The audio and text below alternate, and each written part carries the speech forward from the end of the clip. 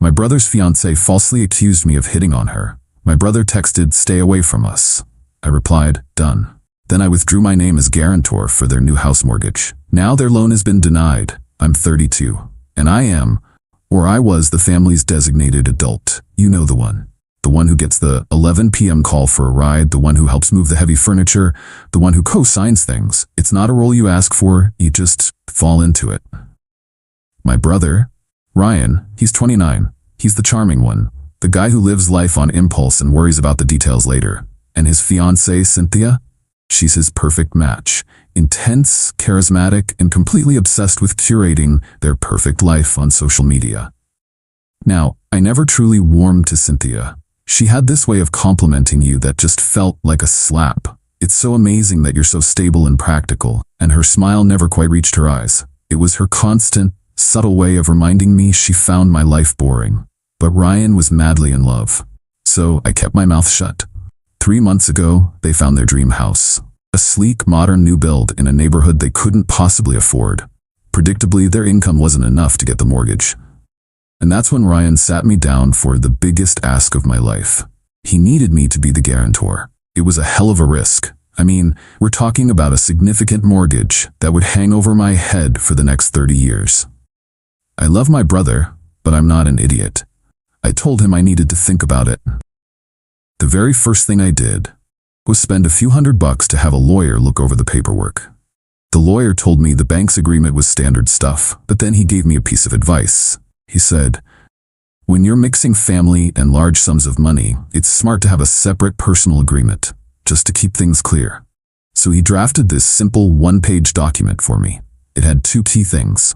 1, if they ever defaulted, I had the option to take over their equity for the amount I paid.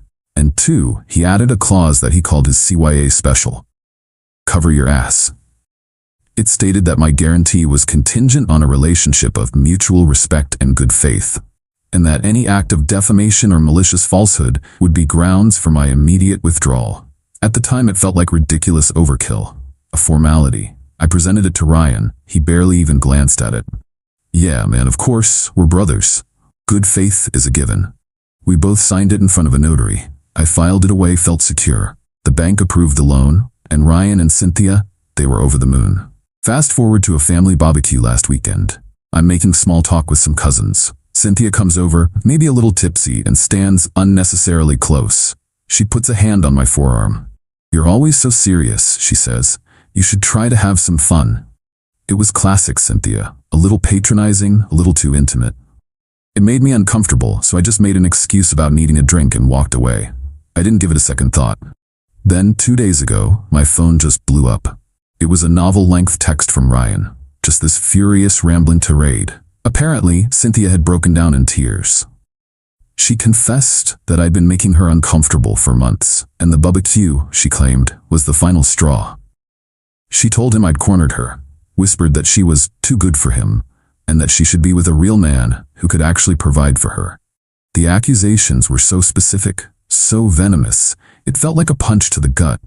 This wasn't some misunderstanding, this was a targeted assassination. And suddenly it all clicked. For months, Cynthia had been making these little comments to Ryan about how I was judgmental of their finances, how I was too involved. She was laying the groundwork. I tried calling Ryan, no answer. Called again, straight to voicemail.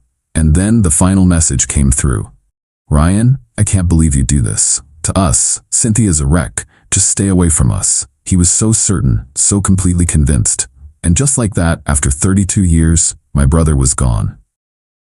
A strange calm settled over me. It wasn't rage, it was acceptance, clarity. Cynthia didn't just want distance, she wanted me erased, but she still wanted my financial backing. She wanted the house without ever having to see the guy who secured it for them at family Christmas. I sat there for a long time. Then I picked up my phone. Me, done. My next call was to the mortgage advisor at the bank. I was polite, direct. "Due to a significant and unforeseen personal conflict, I am formally withdrawing my name as guarantor for the loan for Ryan and Cynthia." There was this stunned silence on the other end. "Sir," the advisor said, very carefully, "I have to inform you that this action will almost certainly lead to the denial of their entire mortgage application. I am aware of the consequences." I hung up, blocked both their numbers, and tried to sleep. Update 1. The quiet lasted for 3 days. I was starting to think the next thing I'd hear would be a formal letter from the bank. Instead, it was a frantic banging on my front door. 10 p.m. I looked through the peephole. It was Ryan. And he looked like he hadn't slept in days. I opened the door and just waited. "What did you do?" His voice was cracking. He barged right past me into my living room. "Exactly what you told me to do," I said, closing the door. "I'm staying away." "The bank called. The loan is denied. They said you pulled out. You torpedoed the whole thing. Why?" I just looked at him. The complete lack of self-awareness. It was staggering. "Are you serious, Ryan? You accuse me of trying to steal your fiancée. You tell me to get out of your life, and you can't figure out why I'd pull a multi-$100,000 guarantee out from under you?" "That was personal stuff," he said, pacing now, running his hands through his hair. "Cynthia was upset. She's sensitive. Maybe she overreacted. You don't ruin someone's future over a fight." "A fight?" "A fight is when we argue about who has to help Dad clean the gutters. This was a character assassination, Ryan, and you co-signed it. Without a single question, you believed her instantly." His phone buzzed. He glanced at it. The screen lit up with Cynthia's name, and I could hear the tinny, frantic sound of her voice from feet away. "Is he fixing it? Tell him he has to call them. Make him fix it." Ryan's face just hardened. The desperation was gone, replaced by this borrowed anger. He hung up. "You have to call the bank," he said. His voice was low, demanding, "Tell them it was a mistake, an emotional reaction. Fix it." "No." The word just hung there in the air between us. "What do you mean, no?" he sputtered, his voice rising. "I mean no. The decision is final. I'm not a light switch, Ryan. You can't flick me on and off whenever you need something. You don't get to treat me like a monster and a bank in the same week. This is me staying away from your finances. This is me being done." He looked at me, and for just a second, I saw the little brother I grew up with. He looked lost, terrified, and then it was gone, replaced by the man Cynthia was shaping him into. "So you're really going to let our dream die? Just like that? Out of spite?" "Your dream became a nightmare for me, Ryan. You guys were the ones who set it on fire. I'm just walking out of the smoke." He left without another word. The next morning, the call from my mom came, right on schedule. "Ryan is devastated. Families are supposed to work through things." I knew what was coming. The guilt trip. But something inside me had hardened.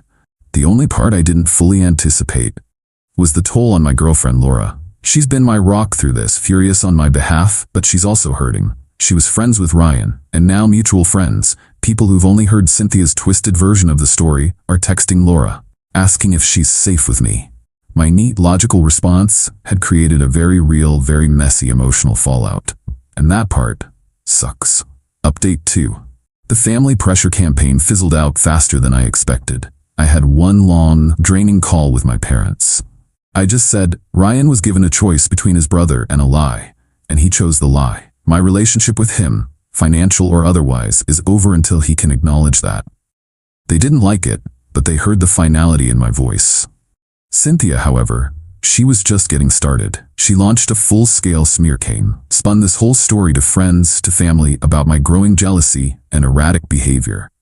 In her version, she was the victim. Ryan was her brave defender, and I was the bitter, unstable brother who sabotaged their dream home to punish them for their happiness. And she was damn good at it. The number of people who bought it was depressing. Then things escalated. A week ago, a certified letter arrived from a law firm. My stomach just dropped. It was an aggressive letter, demanding I immediately reinstate my guarantee. It claimed my abrupt and malicious withdrawal was, get this, tortious interference with their building contract.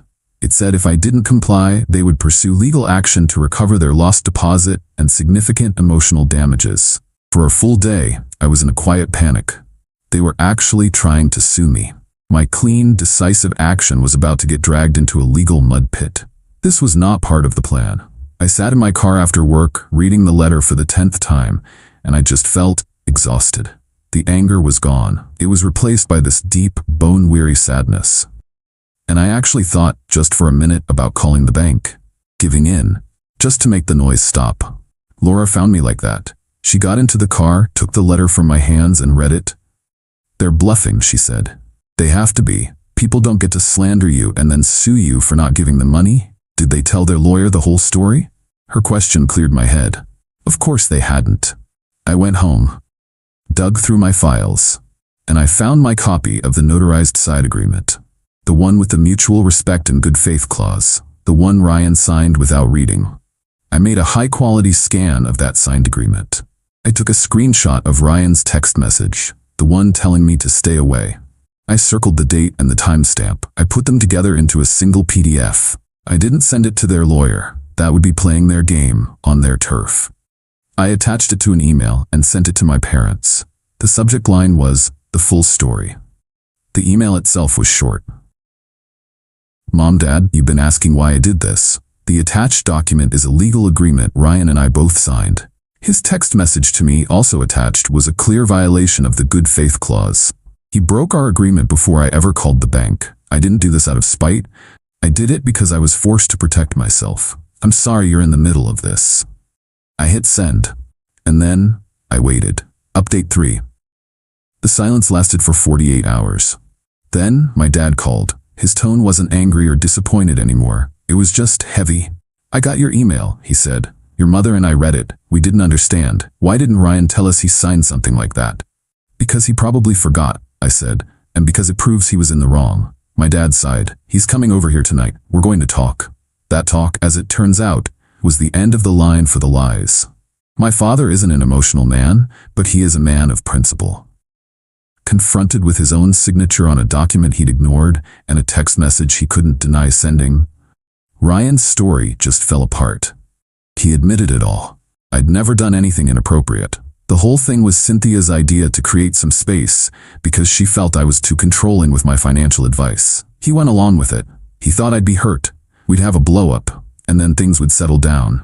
But they'd have their space and their house. He never, ever dreamed I would actually pull the plug. The next day, my parents went to their apartment. They had officially lost the house and their deposit. My mom told me the scene was ugly. Cynthia apparently tried to play the victim again, crying about how we were all ganging up on her. And my mom, the one who had pushed so hard for us to work through it, she finally had enough. She didn't deliver some dramatic movie line. She just looked at Cynthia, with tears in her own eyes, and said, "How could you do this to our family? How could you do this to him?" The legal threats evaporated. Ryan and Cynthia are still together, but from what I hear, it's a toxic mess of resentment and blame. They're stuck in their tiny apartment, out a huge chunk of their savings. Their dream is dead. But there are no winners here. This ending isn't neat. My brother and I haven't spoken. I see a picture of him on Facebook sometimes, and he just looks hollowed out. I feel a grim sense of justice, but it's soured by this profound sadness. I took a stand, and I was right to do so, but it cost me my brother. The shrapnel hit other people too. Some cousins, some family friends. They're still firmly on Team Cynthia. Holidays are going to be a nightmare. Laura has had to deal with awkward questions and cut a few people out of her life. It's a wound that won't close cleanly. Last night, a text came through, from a number I didn't recognize. I know it's not enough, but I am sorry for everything. I knew it was Ryan. I stared at the message for a long time. I typed out a reply, then deleted it. Did that 3 more times. In the end, I just put the phone down. I didn't reply. I don't know if I ever will. Some contracts, once they're breached, they can't be fixed, and that's the most logical and the most painful truth of all.